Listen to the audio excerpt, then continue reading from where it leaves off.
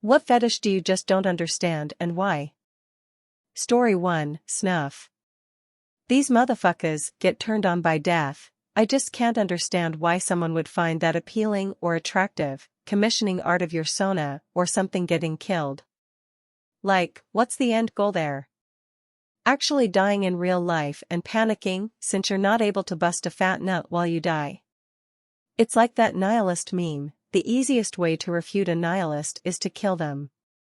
Story 2, reading through stories of people learning the weirdest links about their coworkers out of the blue left me wondering why don't I have any acquaintance who are into such things, and tell me about them as well. Till I realized I once announced to a WhatsApp group that I've been attracted to an earthworm once, among other things, and that maybe I'm the weird acquaintance in other people's lives. Story 3, as someone who's watched probably the majority of fetish videos. Most out of curiously, am into some simple stuff. Am not opposed to most kinks or fetishes. But there's a few I couldn't watch. The obvious ones being feet, vomit or shit. But they're these face-sitting videos where the girl farts on the guy's face. Genuinely nearly threw up. Messed me up, anyway. Never understood that one. Anyone else? Story 4, you spelled it out yourself, one is mental, and the other is physical. Femboys don't have to act more effeminate.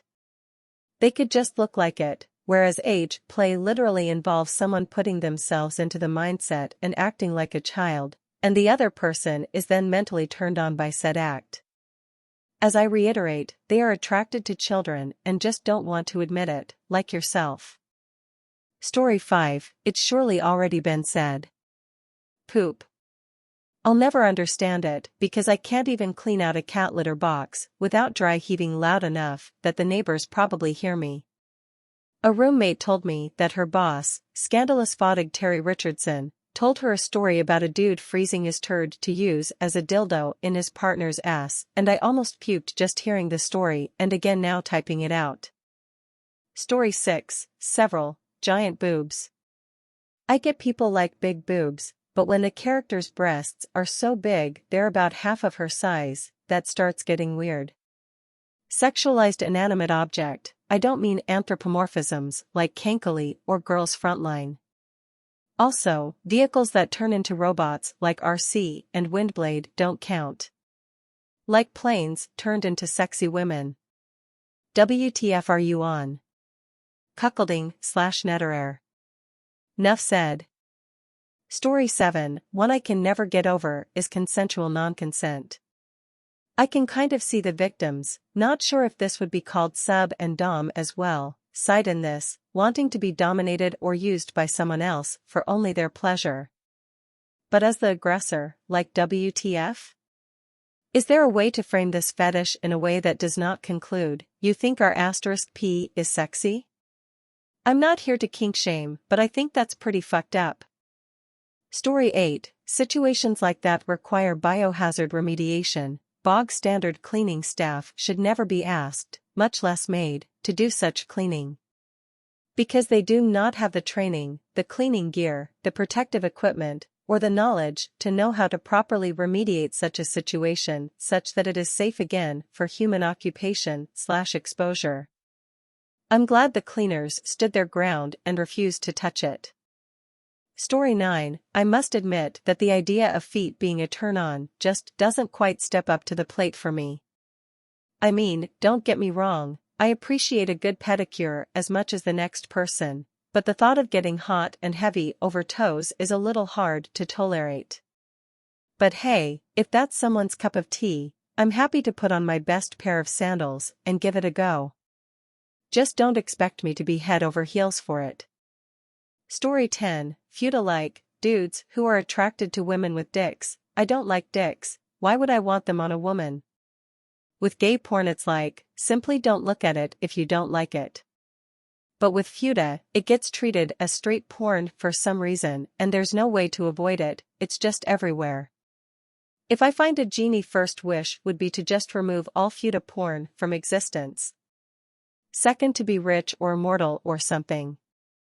Story 11, a coworker told me about someone she hated. I don't remember the reason and it doesn't really matter. But she said she wished her husband would hold him down with his ass in the air and she wanted to pee in his butt.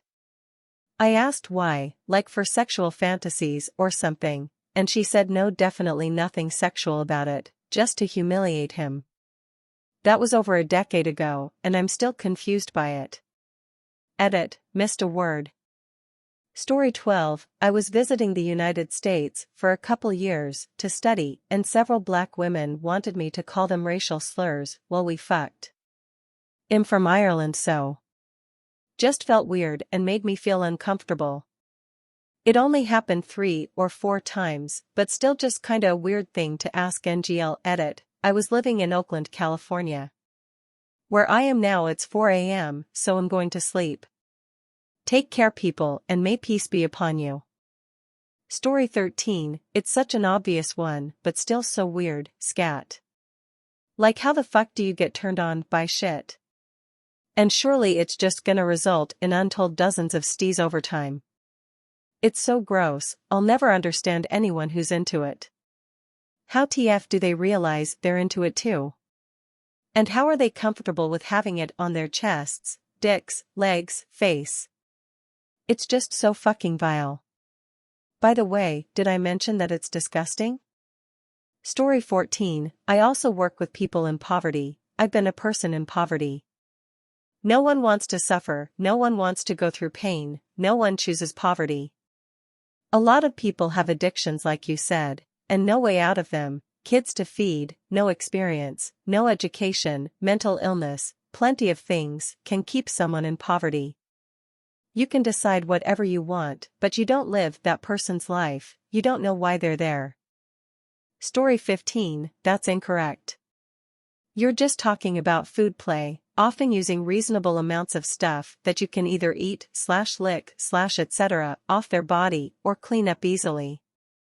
Splashing is where larger amounts of messy substances are used to cover someone for the sake of covering them for humiliation, the physical sensation of it, etc. In splashing porn, when the model gets a bucket of beans over their head, no one is going to eat the beans. Story 16, there is something about a good-looking foot, I think it's just 'cause they can do almost the same things hands can do, but it feels like there's less agency, and they're sort of unusual in that they are usually hidden away, just like boobs and genitals. This makes them more erotic than hands, like if someone allows you to do that with them it's another level of intimacy than a hand job or whatever. That's how I feel about it at least.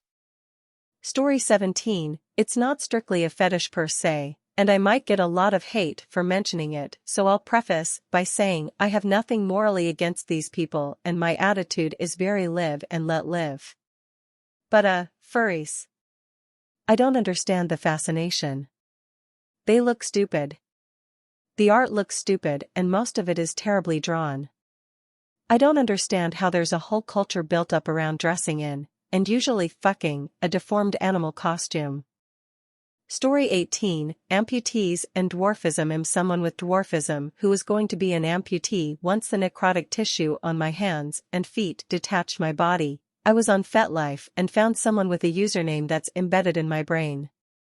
This man wanted to see my short tubby toes, and his username said to me he was into amputees and his profile proved that too. A few months later I found out I was losing my toes, so I decided to message him. I am now his dream fuck. LMAO. Story 19, I have been in the fetish community for over half my life, and a fetish facilitator for 18 years. I sit here today reading this and think, what fetish don't I understand and why? The fetish, is it really a fetish, of wanting to fuck over another person's life to the point the person feels genuinely worthless and shouldn't even exist? Yeah, that one. I don't understand how or why another human would find sexual pleasure in becoming worthless. Story 20, fat fetish. I find fat bodies grotesque, and don't understand why anyone would be into that. I also don't understand body hair fetishists, for the same reason. I'll tolerate some body hair, since not everyone shaves/plucks/waxes pubes and leg hair, but anything more than a light dusting of chest/arm hair is a total no-go for me, and beards are pretty much a deal-breaker.